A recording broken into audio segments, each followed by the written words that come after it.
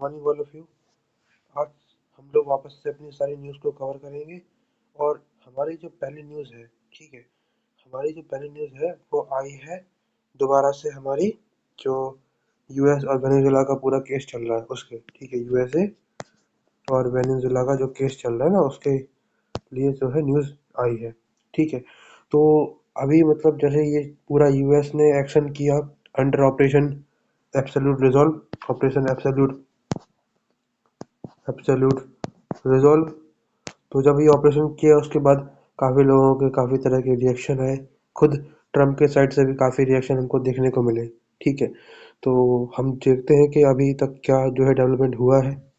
तो अभी तक डेवलपमेंट जो हुआ है उसके बाद जैसे ही मतलब ऑपरेशन एब्सोल्यूट रिजॉल्व सक्सेसफुल हुआ उसके बाद ट्रम्प ने धमकी दी ग्रीनलैंड को कि ग्रीनलैंड को वो ग्रीनलैंड जो है उसको वो यूज़ करना चाहते हैं एज अ मिलिट्री पर्पस, ठीक है। क्योंकि जो चाइना है और रशिया है, इन दोनों की क्लोजली मॉनिटरिंग जो है बढ़ चुकी है उस रीजन में। तो ट्रम्प ने बोला है कि हमको उस ग्रीनलैंड को चाहिए ताकि हम इन दोनों के ऊपर नजर नजर रख सकें और हमारे जो हमारा एरिया है, जो हमारा पूरा एरिया है उसको सिक्योर कर सकें, ठीक है, ऐसा उन्होंने बोला। अब ऐसा उन्होंने बोला तो जो डेनमार्क की पीएम थी, उन्होंने बोला कि यार ऐसा आप बिल्कुल भी नहीं करोगे, ठीक है। अगर आपने ऐसा किया तो ये जो है काफ़ी गलत गलत बात होगी, ऐसा उन्होंने बोला। तो बेसिकली हुआ क्या है, जब उन्होंने ऐसा बोला कि जो डेनमार्क की पीएम थी, उन्होंने जब डेनमार्क की पीएम ने जब ऐसी बात बोली कि आप ऐसा नहीं कर सकते, ये चीज़ गलत है, तो हुआ क्या कि यूएस ने डेनमार्क की टेरिटरी को एनेक्स करने का कोई हक डिफेंस कॉपरेशन एग्रीमेंट है, ठीक है। इसलिए इन्वेजन की बात बिल्कुल आउट ऑफ द क्वेश्चन है। ट्रम्प के जो ग्रीनलैंड का रिमार्क है, दोनों ट्रम्प का और ग्रीनलैंड का और डेनमार्क का, इन दोनों का जो है सॉवरेनिटी और इंटरनेशनल लॉ की रिस्पेक्ट के तौर पे देखा जा रहा है। अब जो नाटो है नाटो, ग्रीनलैंड जो है वो नाटो का पार्ट है और यूएस के साथ पहले से डिफेंसिव एग्रीमेंट भी है। अब जो ग्रीनलैंड है, जैसे अब तो आपको पता होगा नाटो है, तो जो ग्रीनलैंड है, ठीक है, ग्रीनलैंड जो है वो नाटो का पार्ट भी है। और आपको पता होगा कि जो नाटो है ना, उसमें यूएसए एक इम्पॉर्टेंट पावर है। अगर यूएसए है तभी वो नाटो है, ऐसा आप बोल सकते हो कहीं ना कहीं, ठीक है। तो जो ग्रीनलैंड है और जो यूएसए है, इन दोनों के बीच में डिफेंसिव कॉपरेशन बहुत पहले से चला आ रहा है, ठीक है। अब डेनमार्क का पता नहीं क्या, डेनमार्क का केस है वो तो है अलग, लेकिन ग्रीनलैंड को यूएसए यूज कर सकता है क्योंकि वो नाटो का पार्ट है और चीजें वो कर सकता है एज अ सिक्योरिटी पर्पस। क्योंकि आप लोगों को पता होगा कि नाटो में एक प्रिंसिपल चलता है कि अगर किसी कंट्री के ऊपर खतरा या अटैक होता है तो वो अटैक पूरी ग्रुप की कंट्री के ऊपर मारा जाता है। तो यूएसए अगर उसका पावर है, उसको फंडिंग वगैरह चीजें करता है, तो अगर वो उस पे अटैक भी करता है तो उसमें कोई बड़ी बात वाली बात जो है नहीं होगी, ठीक है। तो ये एक बात होगी, एक डेवलपमेंट हुआ। दूसरा दूसरा क्या हुआ कि जब ऑपरेशन एब्सोल्यूट रिजॉल्व पूरा सक्सेसफुल हो गया, उसके बाद डोनाल्ड ट्रंप ने एक स्टेटमेंट और दिया, और वो दिया कोलंबिया के प्रेसिडेंट के ऊपर, ठीक है। कोलंबिया के प्रेसिडेंट के ऊपर डोनाल्ड ट्रंप ने बोला Colombia is run by the sick man, ठीक है। कोलंबिया का ट्रंप ने बोला कि कोलंबिया एक सिक मैन के द्वारा चलाई जा रही है, और उन्होंने बोला कि कोलंबिया के ऊपर भी हम मिलिट्री ऑपरेशन कर सकते हैं, ठीक है। क्योंकि उन्होंने बोला, उन्होंने भी बिल्कुल जैसे वेनेजुला के केस में बोला था ना कि वेनेजुला नार्को टेररिज्म ड्रग्स वगैरह सब सप्लाई कर रहा है यूएसए में, ठीक है। बिल्कुल सेम टू सेम रीजन दिया है for the Colombia as well. Colombia के लिए भी वही रीजन दिया है उन्होंने, और बोला है कि मिलिट्री स्ट्राइक एक गुड ऑप्शन हो सकता है इसकी प्रॉब्लम को भी सॉल्व करने के लिए। तो हो सकता है कि पॉसिबल हो कि जैसा स्टाइल में उन्होंने अटैक किया था वेनेजुला में ऑपरेशन एब्सोल्यूट रिजॉल्व में, ऐसे भी यहाँ भी हमको कुछ ऑपरेशन ऐसा देखने को मिल सकता है, ठीक है। इसके साथ में ट्रम्प जो है वेनेजुला पे दोबारा से कमेंट करते हैं उसी स्ट्राइक के बाद दोबारा कमेंट करते हैं और बोलते हैं कि पॉसिबल है कि वो दोबारा स्ट्राइक भी कर दें। अब आप लोग बोलोगे भाई ये बताओ, एक बार स्ट्राइक इन्होंने की, ठीक है, प्रेसिडेंट को पकड़ के ले गए, उनकी वाइफ को पकड़ के ले गए, ऑयल ऑयल सेक्टर पे कब्जा कर लिया, अब बचा क्या है देश में, अब दोबारा अटैक करके क्या मिलेगा। तो हुआ क्या है कि अभी ये डेवलपमेंट हुआ है, वेनेजुला के जो सुप्रीम कोर्ट था, वेनेजुला का सुप्रीम कोर्ट जो था, उसने जो उसकी जो उनकी वेनेजुला की जो वाइस प्रेसिडेंट थी, उसको अभी के लिए इंटरिम प्रेसिडेंट बना दिया, ठीक है। जो वाइस प्रेसिडेंट थी, वीसी, जो वीपी वाइस प्रेसिडेंट थी, उसको इंटरिम प्राइम मिनिस्टर प्रेसिडेंट बना दिया। जब इंटरिम प्रेसिडेंट बना दिया, तो इंटरिम प्रेसिडेंट को ट्रंप ने बोला इंटरिम प्रेसिडेंट को कि हम आपके ऊपर भी हमला कर सकते हैं, मतलब ऐसी धमकी दे दी। तो ऐसी पॉसिबल नेक्स्ट स्ट्राइक के लिए ट्रंप ने बोला है कि हम इसको दोबारा से स्ट्राइक कर सकते हैं, ठीक है। और इसका रीजन उन्होंने दोबारा दिया, उन्होंने बोला कि देखो, हमने वेनेजुला पे अटैक किया था क्योंकि वेनेजुला हमारी बात को नहीं मान रहा था। और अभी इंटरिम प्रेसिडेंट से भी उन्होंने वही बात बोली है कि अगर आप हमारी बात को नहीं मानोगी तो हम दोबारा अटैक कर देंगे, ठीक है। ऐसा उन्होंने बात बोली। तो अब देखो आप लोग, ग्रीनलैंड पे कब्जा करने वाली बात की ट्रंप ने, कोलंबिया पे अटैक करने की बात की ट्रंप ने, वेनेजुला पे दोबारा अटैक करने की बात की ट्रंप ने, ठीक है। तीन तीन जगह पे कर रहे हैं वो। इसके साथ में जो जो चाइना है, चाइना ने यूएसए की जो वेनेजुला की स्ट्राइक थी, उसको बताया है as a act of world of जज, ठीक है। जो चाइना ने बोला है कि जो यूएसए है, वो वर्ल्ड जज की तरह काम कर रहा है, मतलब जिसको सजा देनी है उसको दे दो, जिसको नहीं देनी है उसको मत दो, ऐसा चाइना ने बोला। चाइना ने बोला कि जो यूएसए है वो इंटरनेशनल लॉज को फॉलो नहीं कर रहा है, किसी भी देश की सॉवरेनिटी की रिस्पेक्ट नहीं कर रहा है, जब चाहे किसी पे अटैक कर दे, जब चाहे नहीं करता है, ऐसी चीज़ें वो कर रहा है। तो चाइना ने बेसिकली क्रिटिसाइज किया है, वो स्ट्रांगली इसको कंडेम किया है, जो बहुत पहले से कर रहा है, मतलब जब से स्ट्राइक हुआ तब से कर रहा है वो, 2-3 दिन से लगातार, ठीक है। इसके साथ में जो क्यूबा है, क्यूबा ने बोला है कि उसके 32 क्यूबियन ऑफिसर्स जो यूएस की वेनेजुला स्ट्राइक में थे उसमें मारे गए थे। अभी हमारे सामने रिपोर्ट आई थी कल की, जो वीडियो बताया था मैंने, कि 40 लोग एटलीस्ट जो है मारे गए थे, 32 यहीं पे हो गए। तो हो सकता है और ज़्यादा भी आए हो, क्योंकि उसमें 40 जो थे एटलीस्ट थे, मतलब 40 कम से कम मारे गए थे, लेकिन 32 तो यहीं पे क्लियर हो गए। और भी ज़्यादा हो सकता है, और भी लोग जो है मारे गए होंगे। तो क्यूबा जो कंट्री है उसने भी इसको स्ट्रांगली कंडेम किया है, बोला कि ये चीज़ बहुत ही ज़्यादा गलत है, ट्रंप ने बहुत बड़ी गलती की है स्ट्राइक करके, तो ऐसा उन्होंने बोला, ठीक है। अब जो वेनेजुला के जो ये हैं प्रेसिडेंट, जो पकड़े गए थे, ठीक है, इनको लाया गया न्यूयॉर्क बाय द मतलब हेलीकॉप्टर, हियरिंग होगी इनकी कोर्ट में, ठीक है। तो ये देखो, केएस पटेल साहब का जो आपको ट्वीट यहाँ पे दिख रहा होगा, ठीक है, मैं पढ़ता हूँ आपको। The department of justice working is close with coordination with department of war, department of state and federal bureau of investigation, the drug enforcement administration, intelligence community and other agencies, international partners successfully conducted the complex law enforcement mission, bring Modro into US custody for face judicial justice, ठीक है। तो इन्होंने बोला कि भाई, हमने सबकी coordination के साथ मिलके इनको न्यूयॉर्क लाया है, और अब इनके साथ जो यूएसए का जस्टिस है फेस इनको करना पड़ेगा। तो अब देखते हैं कि इनको कैसे सजा मिलती है, क्या जो होता है। तो बेसिकली ये operation operation absolute resolve successful हुआ, और इन्होंने पकड़ के इनको जेल में डालने की तैयारी कर दी है, ठीक है। और बाकी जो हमने बता दिया आपको कि ग्रीनलैंड पे कब्जा करने की बात करी, ट्रंप ने कोलंबिया पे अटैक करने की बात करी, तो वेनेजुला पे दोबारा स्ट्राइक करने की बात करी, चाइना ने इसको स्ट्रांगली कंडेम किया, क्यूबा के 32 लोग मर गए, और हेलीकॉप्टर से इसको यहाँ पे लाया गया। That's it. इसके साथ में हम चलते हैं हमारी नेक्स्ट न्यूज़ की तरफ, और नेक्स्ट न्यूज़ हमारी आई हुई है जीडी, जो यूएस के वाइस प्रेसिडेंट है, जेडी वैंस के घर से। जेडी वैंस के घर पे क्या हुआ कि जेडी वैंस के घर पे हुआ क्या, ये इंसिडेंट है जब जेडी जो वाइस प्रेसिडेंट है यूएसए के, जो वीपी हैं वाइस प्रेसिडेंट है यूएसए के, वो उस टाइम पे जो है घर पे नहीं थे। और उनके घर पे होता क्या है कि जिस टाइम घर पे नहीं थे वो, उसी टाइम एक बंदा, मतलब कुछ लोग, अभी तो एक ही पकड़ा गया है, वो आता है और ये गोली चलाते थे। और इसमें गोली चलने में जब जैसा कि बताया मैंने कि वहाँ पे उस घर में उस टाइम पे कोई भी नहीं था, मतलब उनके घर पे कोई नहीं था, क्योंकि वो जा चुके थे वाइस प्रेसिडेंट साहब किसी काम से, ठीक है। तो क्या हुआ कि वो गोली जो थी वो मतलब विंडो पे जो है वो लगी, विंडो पे लगी, ऐसी घर था, एक ऐसी घर था, ठीक है। इसमें विंडो थी, और विंडो थी, तो ऐसे मतलब ऐसे निशान लगे थे गोली कैसे, ये बंदूक कैसे बड़े बड़े, तो निशान लगे, तो बंदूक बंदूक उसने मारी थी। तो जब गोली चलने की आवाज़ आई, तो वहाँ पे जो सिक्योरिटी फोर्स थी, ठीक है, पहले इंटेलिजेंस ऑफिसर्स थे, उन्होंने इंटेलिजेंस ऑफिसर ने कंप्लेन की लोकल पुलिस को, लोकल पुलिस आई और एक लोग को उठा के ले गई, जो वहाँ पे सस्पेक्ट था, और जिसने अटैक किया था, ठीक है, ले गई। और जब वो ले गई, फिर उसके बाद पुलिस का स्टेटमेंट आया, सिक्योरिटी फोर्स का स्टेटमेंट आया, उन्होंने बोला कि जो वाइस प्रेसिडेंट साहब थे, वो तो वहाँ पे नहीं थे, ठीक है। और जो मतलब कि जो कोई किसी को नुकसान वाली बात है, नुकसान वाली बात भी नहीं है कोई, जब कोई था नहीं तो नुकसान कैसे होगा। और उन्होंने ये भी बोला कि ये कोई मेजर सिक्योरिटी ब्रीच नहीं है, सिचुएशन कंट्रोल में है, हम इसका पता लगा रहे हैं, अभी एक लोग अरेस्ट भी कर लिया है, उससे इन्वेस्टिगेशन करके पूछताछ करके आगे केस को कार्रवाई करेंगे। लेकिन इसमें एक हाईलाइट इंपॉर्टेंट पॉइंट है। देखो अभी हम बात कर रहे थे कि वेनेजुएला की स्ट्राइक के ऊपर बात कर रहे थे, अभी अभी ट्रम्प ने किया under under operation absolute resolve, ठीक है। कोलंबिया पे स्ट्राइक करने की बात कर रहे हैं वो, ग्रीनलैंड को लेने की बात कर रहे हैं वो, ठीक है। वेनेजुएला पे दोबारा स्ट्राइक करने की बात कर रहे हैं वो। तो ईरान और मतलब कि काफी कंट्री और भी करने की बात कर रहे हैं।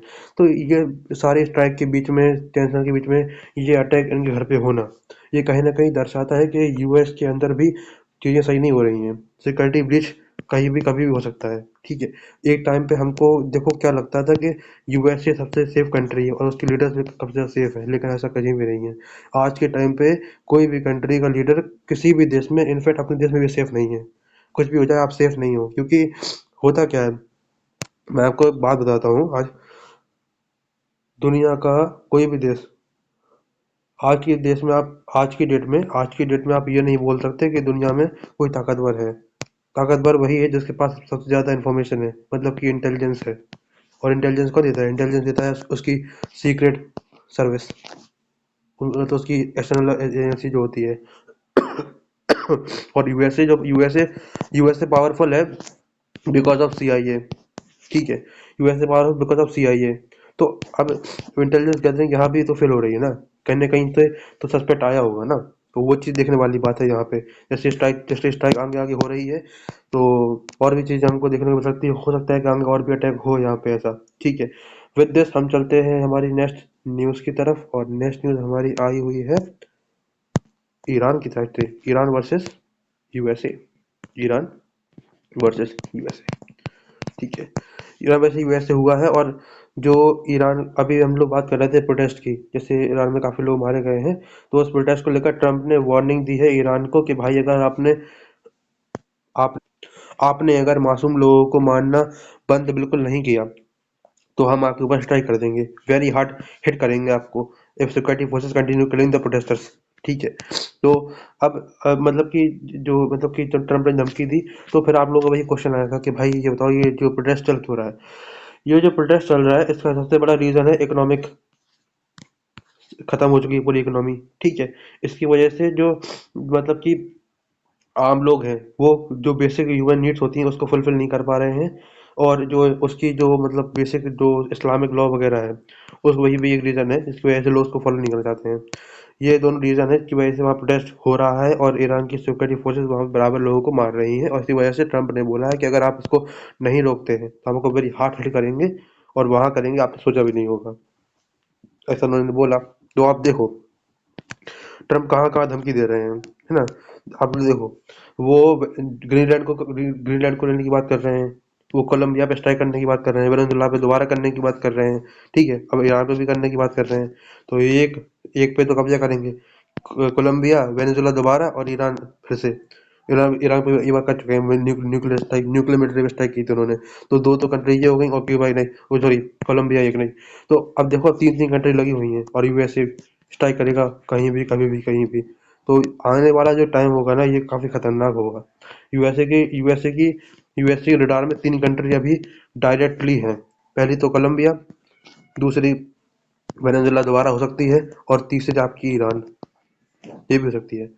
ये काफी देखने वाला पॉइंट होगा कि भाई क्या करता है यूएसए, कहाँ पहले हट हिट करता है, कहाँ किसको कैसे मारता है। ये काफी देखने वाला पॉइंट होगा। तो विद दिस हम चलते हैं हमारी नेक्स्ट न्यूज़ की तरफ, और नेक्स्ट न्यूज़ हमारी आई हुई है ट्रम्प। ट्रम्प ने क्या किया है? ट्रम्प ने डिसमिस कर दिया है जो रशिया का क्लेम था कि रशिया के ऊपर पुतिन पुतिन के घर के ऊपर अटैक किया है यूक्रेन ने। अभी न्यूज़ चल रही थी जब हमने बात की थी कि रशिया ने फोटोज रिलीज की हैं, वीडियो रिलीज की है, ठीक है, अटैक करने की। तो ऐसा ट्रम्प ने बोला है कि भाई ऐसा कोई सीन नहीं है, ये सब झूठी बातें हैं। ऐसा कुछ भी जो है नहीं हुआ है, ठीक है। ऐसा कुछ भी नहीं हुआ, ऐसा कुछ भी नहीं हुआ है। ट्रम्प ने बोला कि रशिया जो है झूठ बोल रहा है, बिल्कुल रशिया जो है शांति नहीं चाहता है, ठीक है। हम इस बात को बिल्कुल गलत मानते हैं, क्योंकि हमारे पास कोई प्रूफ नहीं आया है, हमारे पास कोई प्रूफ नहीं दिया है रशिया ने। इस बात से हम बिल्कुल भी बिल्कुल निगलेक्ट करते हैं कि ये जो अटैक जो है हुआ था, ठीक है। रिपोर्ट के मुताबिक जो रशियन रिपोर्ट्स थी, रशियन रिपोर्ट के हिसाब से 91 ड्रोन के साथ अटैक हुआ था, और हमारी जो रशिया की जो 41 यूनिट है आर्मी की, जो एंटी ड्रोन के लिए काम करती है, उसने इसको डिस्ट्रॉय किया, सारे ड्रोन को डिस्ट्रॉय किया था। तो ऐसी रिपोर्ट जो है रशियन साइड से आई थी, लेकिन यूएसए ने मना कर दिया कि भाई ऐसा कुछ भी नहीं हुआ है। लेकिन मतलब ये है, देखो अब यहाँ पे जब यूएसए ने मना कर दिया, यूएसए ने मना कर दिया, तो अब जो रशिया है एक साइड और एक साइड यूक्रेन है, बीच में यूएसए है, ठीक है। बीच में यूएसए, यूएसए के जो 20 पॉइंट्स है ना, उनको उनको भी रशिया मना कर सकता है, क्योंकि जिस तरह से रशिया के पॉइंट को यूएसए ने एकदम मना कर दिया और बोल रहा है कि आप झूठ बोल रहे हो। हमारी जो शांति की जो बात चल रही थी ना, मतलब यूएस से बात कर रहा था 20 पॉइंट्स को लेकर के, हमें ऐसा डील करा देंगे, ये करा देंगे, वो करा देंगे। ये भी अब मतलब हो सकता है कि रशिया जो है ना माने, ऐसा हो सकता है बिल्कुल, ठीक है। तो ये देखने वाली बात होगी कि मानती है नहीं मानती है। विद दिस हम चलते हैं हमारी नेक्स्ट न्यूज़ की तरफ, और नेक्स्ट न्यूज़ हमारी आई हुई है बांग्लादेश से। बांग्लादेश में हुआ क्या है कि अभी बांग्लादेश में एक हिंदू की विडो थी, मतलब हिंदू एक विधवा औरत थी, उसको गैंगरेप किया गया और एक हिंदू मैन को मार दिया गया। तो मतलब कि ये जो है बांग्लादेश में कंटिन्यूअसली सीरियस बन चुकी है, माइनॉरिटी से क्राइम बढ़ते ही जा रहे हैं वहाँ पे, डेली डेली बढ़ रहे हैं, ठीक है। तो और अब ऐसा भी नहीं है कि काफ़ी पहले हो रहा है, बहुत पहले से जो है चला आ रहा है, लेकिन अब ये सारे केस एक एक केस हाईलाइट हो रहा है, क्योंकि वहाँ पे जिस तरह से प्रोटेस्ट में जब ये ये जो हाईलाइट हुआ है ना केस, ये हाईलाइट हुआ है दीपू चंद्र दास से, आप लोगों को याद होगा, उस मामले से मारा गया था बेचारा वो। तब से ये सारे केस जो है हाईलाइट होने शुरू हुए हैं, क्योंकि अटैक तो बहुत पहले से हो रहा है हिंदूज के ऊपर, रेप अटैक ये तो हो ही रहा है ना वहाँ पे, तो चला ही आ रहा है, ठीक है। तो हुआ क्या कि जो वुमेन थी, इसकी एज है 40 साल है, और इसका जो है रेप हुआ। लोकल्स ने रिपोर्ट बताया, आदमियों ने इसको रेप किया, फिजिकल टॉर्चर किया, और उसके बाद पहले तो रेप किया, इस पहले तो गैंग रेप किया सबने पकड़ के, सब लोगों ने, और फिर इसको टॉर्चर भी किया। उसके बाद इसको क्या किया कि ट्री जो पेड़ होता है पेड़, उससे बांध के उसके बाल काट दिए। मतलब सोचो आप लोग, पहले रेप करा, उसके बाद इसको फिजिकली टच किया, हरास किया, और उसके बाद पेड़ पे इसको बांध कर उसके बाल काट दिए। इतनी बुरी तरीके से उसकी हालत कर दी उस औरत की, ठीक है। इस इंसिडेंट के बाद उसके घर के आसपास के लोग उन्हें एक एक्यूज से पहले इसको हरासमेंट और इंसिडेंट एविडेंस दिया। पुलिस ने में अब पुलिस ने क्या किया, देखो पहले तो उस औरत के साथ में क्या हुआ, रेप हुआ, उसको हरास किया गया, पेड़ से बांध कर उसको काट दिया गया। अब सोचो आप लोग, मतलब कितने लोग होंगे, मैं बोलता हूँ 15 लोग होंगे, 20 लोग होंगे रेप करने वाले, बहुत ज़्यादा बोल दिए मैंने, लेकिन वहाँ पे तो 40-50 लोग होंगे ना। अब आप सोचो 40-50 लोग 20 लोगों को नहीं रोक पा रहे हैं, इतनी बुरी कंडीशन है। और ऐसा भी नहीं है कि यार गैंग रेप किया होगा उसने तो वो चिल्लाई नहीं होगी, ठीक है, उसके बाल काटे होंगे तो वो चिल्लाई नहीं होगी, तब लोग कहाँ गए थे। तो सोचो आप, माइनॉरिटीज की हालत बांग्लादेश में कैसी है, बहुत बेकार हालत है। और अब पुलिस ने क्या किया, जब पुलिस पुलिस जब आई, तो उसने 2 सस्पेक्ट को अरेस्ट कर लिया। अरेस्ट करके क्या होगा, छूट जाएंगे कुछ समय बाद, और वुमेन को जो है हॉस्पिटल में एडमिट कर दिया, जहाँ उसका मेडिकल एग्जाम चल रहा है। अब भाई, अब क्या होगा, कुछ नहीं होगा। अगर मैं बोलता हूँ रेप का केस आ भी जाएगा तो क्या होगा, कुछ होगा बताओ, लोगों को कुछ होगा, कुछ नहीं होगा। मतलब सोचो आप, ये जो बांग्लादेश कंडीशन है काफी खराब है, लोग कुछ नहीं करना चाहते वहाँ पे, है। और दूसरा केस जो है हिंदू मैन का जो शॉर्ट डेट वाला है, इस केस में क्या है कि एक बंदा है, राणा राणा प्रताप नाम का एक बंदा था। और हुआ क्या है कि उसको मतलब उसको जो मतलब कि एक्यूज ने उसको लैंड और हाउस डील के बाद परेशान किया, और मतलब कि विक्टिम था, जो मतलब कि जो ये बंदा था जो ये मारा गया है, ठीक है। और मतलब विक्टिम जो है वो पूरे सिंपल हिसाब से एक्यूज ने लोगों ने यूज उसको मतलब कि इसको परेशान किया, जमीन के लिए, पैसों के लिए, 50, और अकॉर्डिंग टू रिपोर्ट 50,000 टका, ठीक है। 50,000 टका जो बांग्लादेश करेंसी है, उसके लिए इसको परेशान किया और असॉल्ट किया इसको, ठीक है। और इसके बाद इसको क्या हुआ कि इसको पब्लिक में जब इसने मतलब पैसे देने से मना कर दिया, चीज़ों से मना कर दिया, तो इसको जो है मार दिया, गोली से मार दिया। पुलिस आई, और बांग्लादेश में पुलिस पुलिस आई, फिर उसको इन्वेस्टिगेशन शुरू हुआ। और उसमें बताया कि उसमें मतलब कि वो जो गोली मारने वाले लोग थे, वो बाइक पे आए थे फेस मास्क लगा के, तो रिकॉग्निशन करना जो है मुश्किल हो गया। तो जब मास्क लगा के आए थे और फेस का रिकॉग्निशन करना जैसे कि उनका मुश्किल हो गया। तो जब रिकॉग्निशन करना मुश्किल हो गया तो पुलिस ने मतलब उनको मतलब केस को रजिस्टर कर लिया। और ये मतलब कि लास्ट 3 वीक से बांग्लादेश में काफ़ी जो है सिचुएशन ख़राब हो चुकी है माइनॉरिटीज़ के खिलाफ में। तो ये काफ़ी कंसर्निंग पॉइंट है बांग्लादेश की माइनॉरिटी सेफ्टी के लिए, जो कि ग्लोबल टेंशन जो है मांगता है ना। और अब आपको पता होगा बांग्लादेश में इलेक्शन आ रहा है 26 फरवरी, तो 2026 में फरवरी में इनके इलेक्शन आए हैं, ठीक है ना। फरवरी में, हाँ, फरवरी में इनके इलेक्शन है। और जैसे कि कंडीशन माइनॉरिटीज़ की है, मुझे तो ये लगता है कि वोटिंग कैसे करेंगे ये लोग, माइनॉरिटीज़ जो है वोटिंग कैसे करेंगे, ये भी काफ़ी कंसर्निंग पॉइंट है। और ये चैलेंज है बांग्लादेश की सिक्योरिटी फोर्स के लिए, सिक्योरिटी फोर्स, पुलिस ऑफिसर्स और उनकी इंटरम गवर्नमेंट, कि वो लोग वोटिंग कैसे करेंगे जब वो ऐसे ही सेफ नहीं है। तो और एक बात, जब इलेक्शन का रिजल्ट आएगा और वहाँ पे स्टेबल गवर्नमेंट आएगी, तो वो जो स्टेबल गवर्नमेंट होगी, क्या वो माइनॉरिटी की सेफ्टी के लिए कुछ करेगी, मतलब क्या करेगी? ये जो है काफ़ी कंसर्निंग पॉइंट है, सोचने वाली बात है। क्योंकि जिस तरह से वहाँ पे क्राइम्स हो रहे हैं, हमें अगर कोई भी गवर्नमेंट है, X Y Z, no matter, but the point is that उस गवर्नमेंट के लिए सबसे बड़ा चैलेंज यही होगा कि माइनॉरिटी की सेफ्टी कैसे की जाए। ये काफ़ी कंसर्निंग पॉइंट है, ठीक है। और एक बात, बांग्लादेश की कंडीशन इस तरह से बेकार हो चुकी है कि कोई भी गवर्नमेंट अगर आएगी, कोई भी गवर्नमेंट आएगी, कोई भी गवर्नमेंट आएगी, तो उसको अगर वो हार्ड स्टेप लेती है, बहुत कठिन स्टेप अगर लेती है वो मेजॉरिटी के खिलाफ, तो माइनॉरिटीज को दिक्कत ऑटोमेटिकली होगी। माइनॉरिटीज को दिक्कत ऑटोमेटिकली होगी मेजॉरिटी की अगर अगेंस्ट कोई स्टेप होता है तो जो भी गवर्नमेंट आएगी उसको बहुत सोच समझ के चीज़ें करनी होंगी ताकि किसी को दिक्कत ना हो। क्योंकि बांग्लादेश में सरकार गिराना बहुत आसान हो चुका है, क्योंकि प्रोटेस्ट करो सरकार गिरा दो, प्रोटेस्ट करो सरकार करो, प्रोटेस्ट करो सरकार करो, यही हो रहा है बस। बांग्लादेश की वैसे भी इतना नुकसान में बांग्लादेश जा चुका है, और जिस तरह से वहाँ पे चीज़ें चल रही हैं, it is not the good point for Bangladesh at all, है ना। तो देखने वाली बात होगी कि वहाँ पे क्या होगा, किसकी सरकार आएगी और वो कैसे सिचुएशन को ठीक करेंगे। विद दिस हम चलते हैं हमारी नेक्स्ट न्यूज़ की तरफ। नेक्स्ट न्यूज़ हमारी आई हुई है फ्रॉम जो है ट्रम्प। ट्रम्प ने धमकी दी है इंडिया को टैरिफ के लिए, ठीक है। और टैरिफ के लिए धमकी दी है क्योंकि it is important to make me happy. Donald Trump ने बोला कि मुझे खुश करना बहुत जरूरी है। अब भाई, ट्रम्प जो है, ट्रम्प है बादशाह, ट्रम्प बादशाह बने हुए हैं, बादशाह सलाह बने हुए हैं ट्रम्प। और ट्रम्प बोल रहे हैं कि हमको खुश करना जरूरी है। तो रिपोर्टर ने बोला आप खुश कैसे होंगे? तो खुश भाई ऐसे होंगे कि ट्रम्प ने बोला है कि इंडिया जो रशिया से ऑयल परचेज कर रहा है, बहुत ज़्यादा ऑयल परचेज कर रहा है, उसको कम करना पड़ेगा, तब जाके मैं खुश हो जाऊंगा।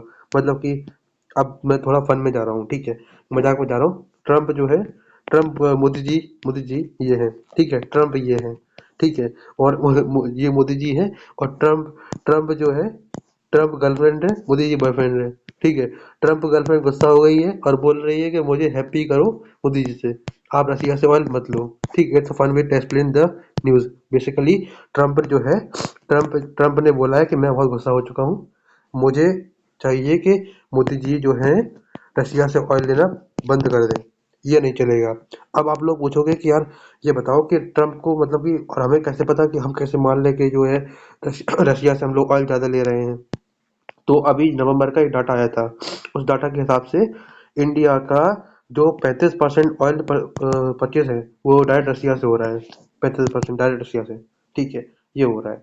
तो ये चीज़ें हुई हैं। तो इसी वजह से ट्रम्प ने बोला है कि आपको कम करना पड़ेगा वरना मैं आपसे गुस्सा हो जाऊंगा, मैं टैरिफ लगा दूंगा।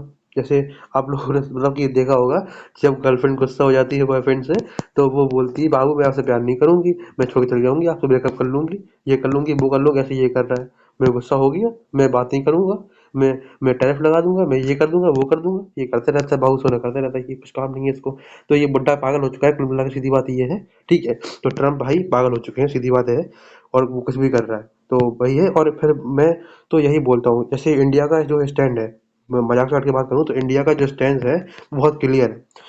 मिनिस्ट्री ऑफ एक्सटर्नल अफेयर्स, ठीक है, पीयूष गोयल हमारे मिनिस्टर साहब, उन्होंने बोला है, सबने बोला है, हरमीत पुरी सर ने भी बोला है, ठीक है। सारे मिनिस्टर साहब, पूरी बीजेपी, पूरी जो हमारी गवर्नमेंट है, गवर्नमेंट ऑफ इंडिया, सबने बोला है कि हमारी जो जरूरत है, हमारी जो नीड है, जहाँ से पूरी होगी, जहाँ कम प्राइस में पूरी होगी, हम वहाँ से लेंगे, जिसको जो करना है वो कर ले, ठीक है। सीधी बात है, बहुत क्लियर है। हमारी जो सॉवरेनिटी है, हमारी इंडिपेंडेंस है। सॉवरेनिटी का मतलब होता है कि हमारी कंट्री के पास सुप्रीम पावर है अपने डिसीजन लेने की, हम अपने ज़रूरत के फैसलों को अपने हिसाब से लेने की। ये सॉवरेन नेशन की ताकत होती है, ठीक है। हम लेंगे, आपको जो ठीक लगता है वो करिए, जहाँ जो टैरिफ लगाना है लगाइए, कोई दिक्कत नहीं है। हम ट्रेड को वेरीफाई कर चुके हैं और हमने 7 सालों में 5 agreement he F A T F किए हैं, ठीक है। अगर आज हमारी इकोनॉमी फोर्थ लार्जेस्ट इकोनॉमी है, उसका रीज़न है कि हमने टैरिफ को बाइकआउट करते हुए भी चीज़ें की हैं, क्योंकि टैरिफ आपने हाई किए हैं, लगे तो पहले भी थे ना। हाई किए हैं आपने टैरिफ, लगे तो पहले भी थे ना। अगर आप सोच रहे हो कि अगर आप यूएसए से अगर हमारा ट्रेड नहीं होगा तो हमारी इकोनॉमी कोलैप्स हो जाएगी, तो बिल्कुल नहीं होने वाली। हम ग्लोबल साउथ से ट्रेड करेंगे, हम रशिया चाइना से भी करेंगे, हम आपसे भी करेंगे, ठीक है। अगर आपको जरूरत पड़ती है तो ये हमारी सॉवरेन नेशन के साथ, India sovereign nation, that's it, and we don't want the interfere of any country, that's it, got it. तो वो चीज़ है, ऐसा इंडिया मतलब बोलता है कि हमें किसी के इंटरफेरेंस की बिल्कुल भी जरूरत नहीं है। आपको जो ठीक लगता है वो करिए। अगर अगर आज की डेट में आप वेनेजुएला पे अटैक करते हो, कोलंबिया धमकी दे रहे हो, हमें दिक्कत नहीं हो रही है, तो हम जहाँ अगर अगर हम रसिया से ऑयल परचेज करें तो आपको दिक्कत कहाँ पे हो रही है, बताओ ना। आप वेनेजुएला पे अटैक करो, आप तो सही हो। आप कोलंबिया धमकी दो, आप तो सही हो। ईरान पे करो तो सही हो, ठीक है। आप क्यूबा के ऑफिसर्स को मार दो तो सही हो। आप सब कुछ करो तो सही हो। अगर इंडिया रसिया से ऑयल परचेज कर रहा है तो ठीक नहीं है। What the hell is this? It is the hypocrisy. It is just the hypocrisy of USA, and India couldn't tolerate this thing. That's it. We purchase the oil from Russia if it is feasible for us. सीधी बात है कि भाई अगर हमारे लिए वो feasible होगा, हमारे लिए फायदेमंद होगा, हमारे लिए सस्ता होगा, हमारे लिए जरूरत होगी, नीड होगी हमको खरीदने की, हम खरीदेंगे। चाहे रसिया हो, चाहे ईरान हो, चाहे कोई कंट्री भी हो, हम खरीदेंगे, क्योंकि वो हमारा फायदा है।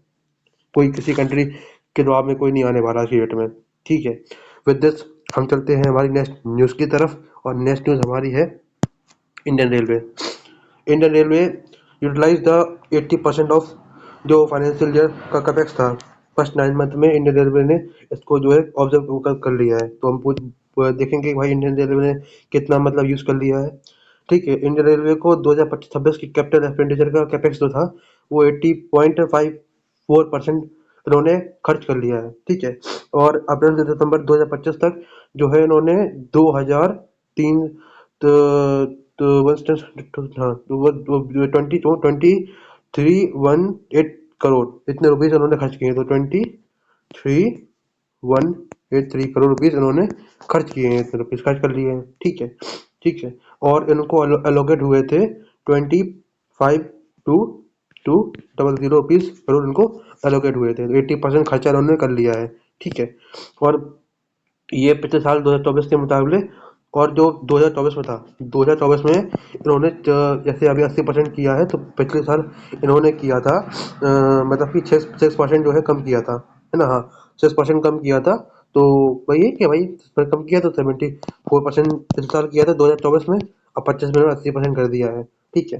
तो अब जो है, अब मतलब कि आप लोगों ने बोला होगा कि भाई ये बताओ 80% कहाँ पे खर्च हुआ है। तो 80% जो खर्च हुआ है उसमें 84% जो है इंफ्रास्ट्रक्चर हो गया हमारा। वंदे भारत, वंदे भारत की रेल हो गई, मेट्रो रेल हो गई, इसका जो इंफ्रास्ट्रक्चर है उसके लिए चल रहा है खर्चा, ठीक है।